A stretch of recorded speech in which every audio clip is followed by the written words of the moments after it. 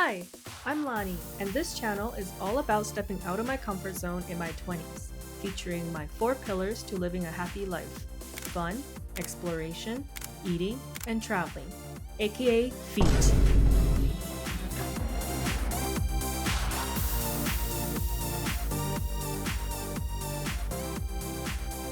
In this episode, my boyfriend and I are heading to Kyoto for the first time. Except, things did not go as planned.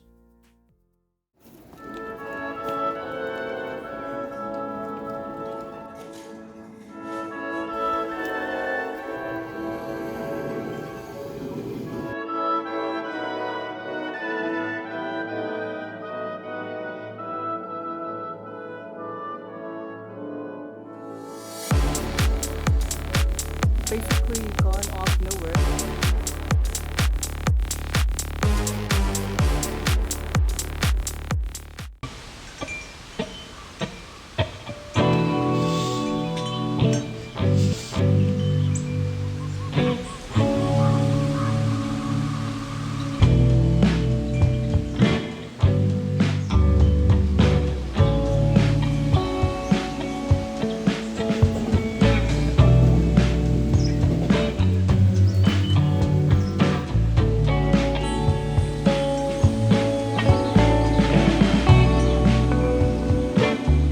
Good morning! So we're here in Kyoto and oh my gosh, we got out of the station and it's really beautiful so far. But we did leave a little bit late, so hopefully there will be not that many crowds.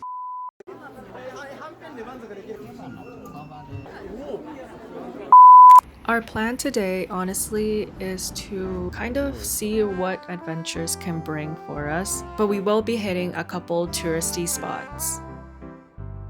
We're walking down to Kiyomizu-dera, and so far every little street has been really pretty.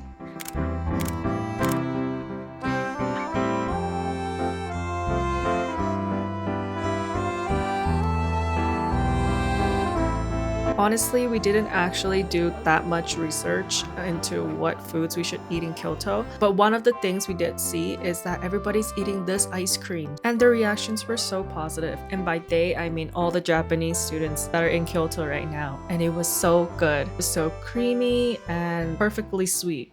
Welcome to 9:30 a.m. in the morning, where every tour group, every school field trip is just arriving to Kiyomizu-dera. Except it wasn't actually that bad. Look, a little buggy. No, it's my friend. No, why'd you do that? I threw him away. You can only have me. I'm the only friend that you can have. Speaking of crowds, it wasn't too bad at this time, but for me, I felt like I was pretty stuffed in already. So we managed to find this little patch of area where there was almost no tourists there at all, which is where these really cool stone sculptures are located.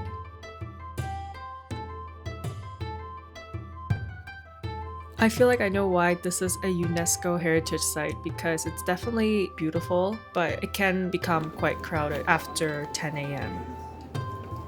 By this point, we were so hungry and just so sick of the tight crowds, so we sat down for lunch. We were people watching here and we saw this family. Every single member of the family was just wearing a kimono together, or a yukata, I think, and they're foreigners, and I just thought it was so cute to share this family experience together, because I've never seen an entire family of grandma, grandpa, mom, dad, son, sister, and at least 6 members there, I think, and they were all so happy and excited together, and it was just so wholesome. By the way, we got Wagyu udon, and I'm not gonna lie, I'm not sure if I'm supposed to dip my meat or am I supposed to pour the egg into my bowl, but it was quite good, and it's probably the only Wagyu we can afford on this trip.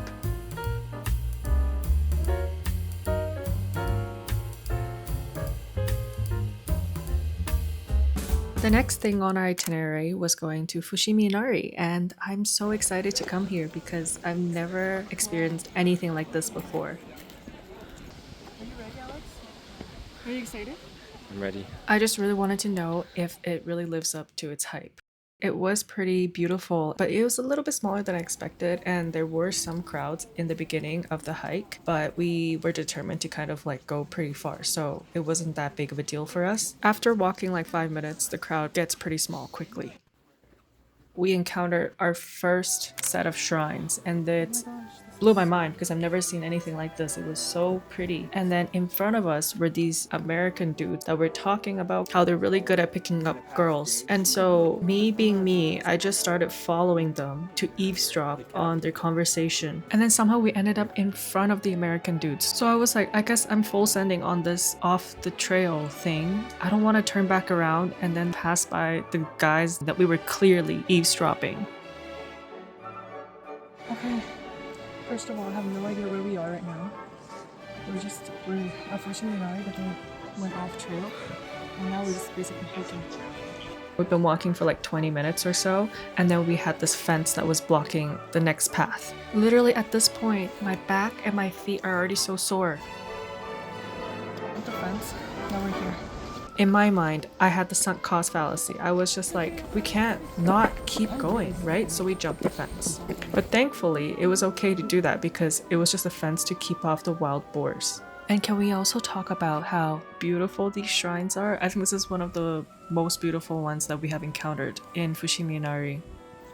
At this point, there were still some tourists that were on this trail with us because it's still kind of like an official / off the beaten path type of trail.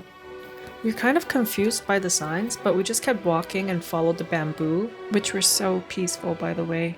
And this is where things get a little bit more saucy because at this point on, we did not see any tourists. Okay, so far, we have like basically gone off of nowhere. There's a bamboo grove right beside us. I don't know how, but we just started following the shrine. We're following a path. Like there is 0 people out there. Nobody. But it's really beautiful. I think it's so peaceful. Who needs Arashiyama bamboo forest when we have Arashiyama bamboo forest in Fushimi Inari? Wow, it's actually so nice. That's cool. As you can see, I still have a smile on my face at this point. You really can't get this vibe anywhere else. Because there's nobody here. I think that's the difference. Like no, I didn't. I did not bring my puffer. Sure. Oh, it's pretty. Please. I'm literally hiking with asthma right now. I think we're making it back. Oh my god. Well, how many hours has it been? Try like 1. Wait, but it's like... If even? I didn't bring my puffer? That's not an excuse. I'm just unfit.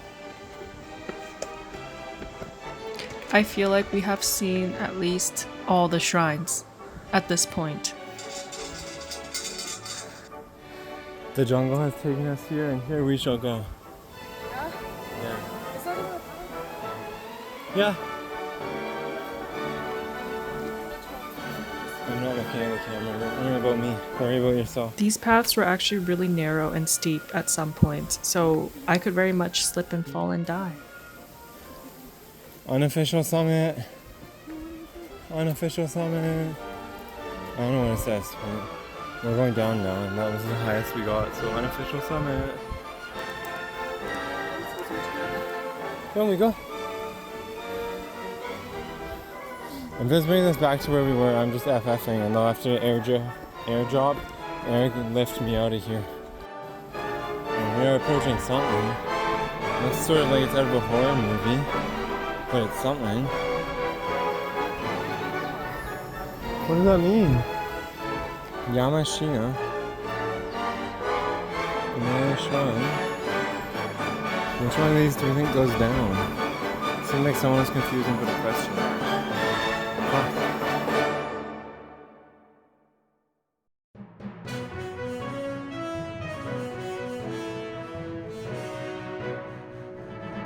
This just in. A group of silly foreigners from Canada were stranded in the middle of nowhere in Kyoto, Japan. They're found safe thanks to all trails. We interviewed Lani Lee, one of the Canadian hikers. She says, and I quote, "No thanks to Google Maps." All Trails is an outdoor hiking app. We are not sponsored by All Trails, by the way. 1 hour later. The before and after. So we finally made it back to the shrines. You can tell. Don't follow the signs. Use All Trails, by the way. Use All Trails. They have all of those little backwood trails because none of the labels or signage make sense out there. But Yeah. oh yeah, everything is called the same name. What I'm trying to say here is that all the signs literally have the same name because every single shrine is going to be called Fushimi Inari Shrine. So if you do follow the signs, you will end up getting lost because they're very outdated. Google Maps just has a green blob for the entirety of the mountain. So Alex pulled out All Trails, which I didn't even know existed, and that really helped us navigate out of those random hiking trails back to the main course.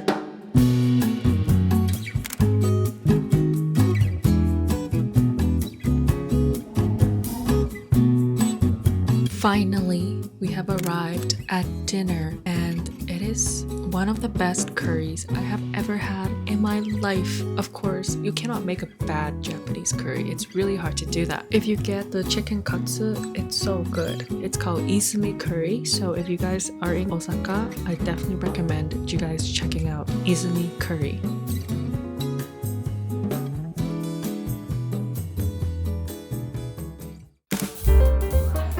We're finally here in Nishiki Market. We've been walking for a bit.